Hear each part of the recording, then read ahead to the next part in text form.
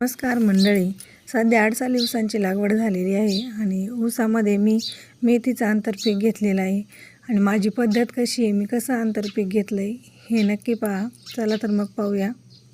दोन्ही सऱ्यामध्ये जी जागा राहते ती वाया जाते. मी तुम्हाला दाखवणार आहे की या जागेत मेथीचं आंतरपीक घेऊन कसा जास्त नफा मिळवता येतो. मी आता ऑगस्टमध्ये 8 साली ऊसाची लागवड केलेली आहे. त्यामध्ये मी हे मेथीचं आंतरपीक घेतलं आहे.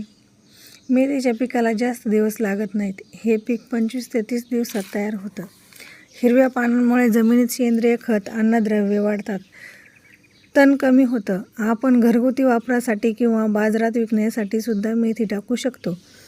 मी घरगुती वापरासाठी टाकलेली आहे. ऊस लागवडीनंतर 15 ते 20 दिवसाच्या आत मेथी टाकायची आहे.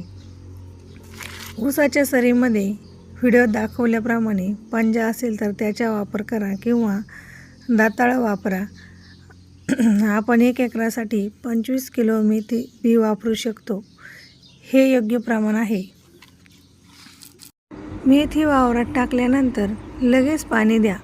नंतर 5-6 दिवसांनी थोडं हलकं पाणी द्या, म्हणजे आपलं बी पाण्यासोबत वाहून जाणार नाही. भाजीला कमी खत द्या. 20 ते 30 दिवसांनी भाजी विक्रीसाठी तयार होते. 1 एकरातून 5 ते 6 क्विंटल मेथी निघते. ऊसात मेथीचं आंतरपीक घेऊन जमिनीतील पोषण वाढवा, तण कमी करा आणि लगेच पैसे मिळवा. ही माझी पद्धत आवडली तर व्हिडिओला लाईक आणि चॅनलला सबस्क्राईब करायला विसरू नका.